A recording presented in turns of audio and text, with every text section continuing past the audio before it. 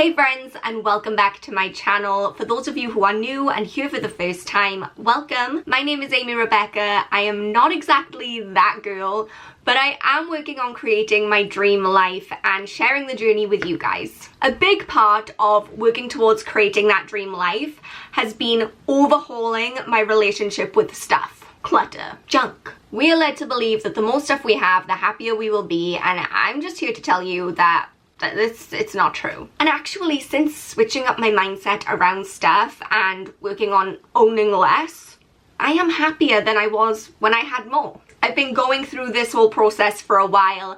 It has been quite long and sometimes difficult. And it has involved completely overhauling my relationship with stuff, changing the way that I view materialistic things, and learning many years worth of habits related to buying and spending, which led me to do an entire no buy year. And of course, decluttering. Lots and lots and lots of decluttering.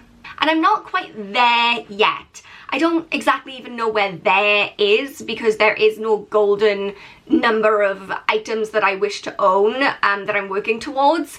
I guess that just when I get there, I'll know. But what I'd like to do today is share some of the things that I have learned about living with less throughout this whole experience. Because there was some surprising things that cropped up. So let's get into it. So the first thing I learned from this whole minimalist journey is that you might not even know what you own. That was definitely the truth for me, and it's probably the truth for a lot of you guys too. Right at the beginning of my decision to live more minimally, before I'd got into the no-buy stuff, when I was just like right at the beginning of my journey, I did a huge KonMari declutter of all of my clothes.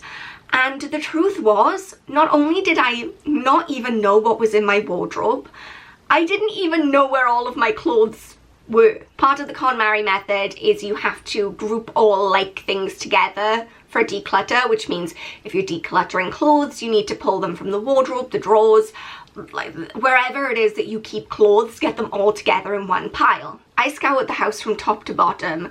I had clothes in the spare room, I had clothes in my mother's wardrobe, I had clothes in the airing cupboard, I had clothes under my bed.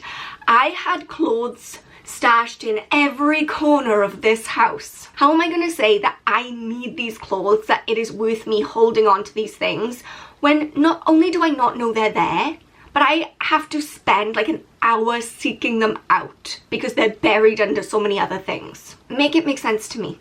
And I've seen this again and again when I've gone and decluttered like at the back of my wardrobe, and I'm sure you've experienced this. Suddenly you find something that you think, oh my gosh, I completely forgot that I even owned this. Or you're like rummaging around at the back of a cupboard and suddenly you see something and think, wow, I thought I got rid of this 7 years ago. And there's no way, if you didn't even know that you owned it, that you need it. But yeah, I was surprised by how much stuff I had that I didn't even know was there. The next thing I learned from trying to live with less was that cosmetics items last forever. If you guys have been watching my videos for a while, then you probably know that I do a monthly project pan, and that is because I'm trying to use up as many of my cosmetics items as I can. I have too many. It started off as a whole mountainous hoard, but slowly but surely I am whittling it down. One of the things I realized through doing a makeup no-buy, which I'm now into my 3rd year of doing that,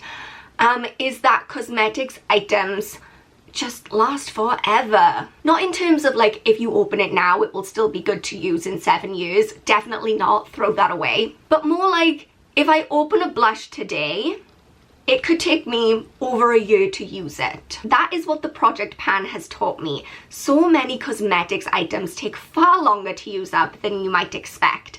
And if you are someone who is like me, makeup hoarder, drawers of cosmetics, maybe it's because you think, well, I may as well get 2 blushes right now because they're on offer. And then when I run out of this one, I'll have a backup. You're not going to need that backup for a long time, so just don't. I'm sitting on probably about 5 more years worth of unopened blushes in my drawer. And if you'd have asked me before I started my makeup no-buy challenge, I would have thought that maybe all of those would have lasted me, what, a year for all of them? But now I know better. The next thing I've learned through this whole process that is probably going to shock you is that decluttering is kind of overrated and it's definitely not going to change your life. Look, before the villagers come for me with pitchforks, let me explain what I mean by that. For years, I focused all of my energy on decluttering. I wanted to live with less. I wanted to get rid of all my junk. I wanted to live, you know, a stress-free life where I knew where everything was. And that's still the goal.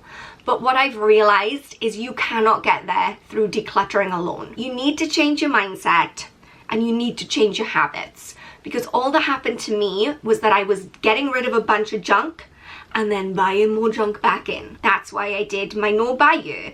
And I think those two things in conjunction of doing really good methodical decluttering based on like a change in habits and a change in mindset combined with a no buy year challenge or a low buy year challenge, or somehow putting in the groundwork to make sure that you don't just go out and repurchase a bunch of junk.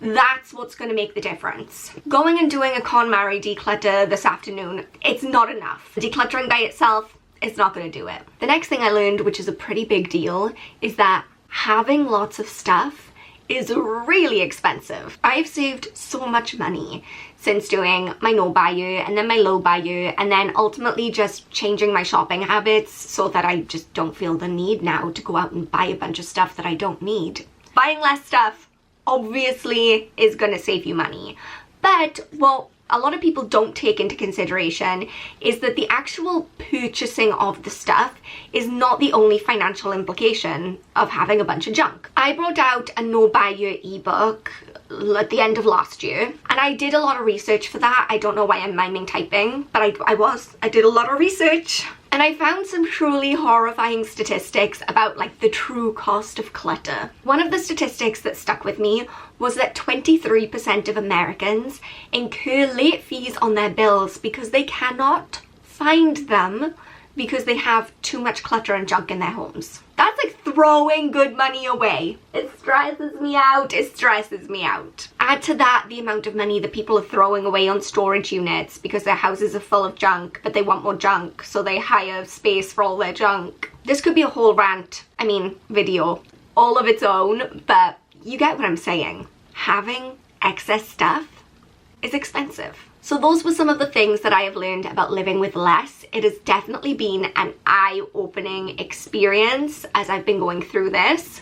And like I said, this has been a long-ass journey, okay? I didn't wake up one day like you see some people do and just suddenly get rid of all my stuff and move into a tiny home. No, it's been a process. And in some ways I think that that's been good because it's given me time to reflect on the changes that I'm seeing and make decisions about how I want to move forward. And just generally in life, I just do things really slowly. That's just who I am. I hope you guys found this video entertaining or helpful or useful in some way. If you did enjoy it, then please go ahead and give it a thumbs up to let me know, and hit that subscribe button if you'd like to follow along with my journey. Can't promise it'll be aesthetically pleasing, but I promise it will be honest, and it will be. If you guys are also on a journey towards a more minimalist lifestyle, living with less, no buy year type vibe, let me know what you've learned so far in the comments down below. I love to hear from you guys. But until next time, thank you all so much for watching. Please remember that you are enough just as you are. I love you so much, and I will see you all in the next video. Bye guys!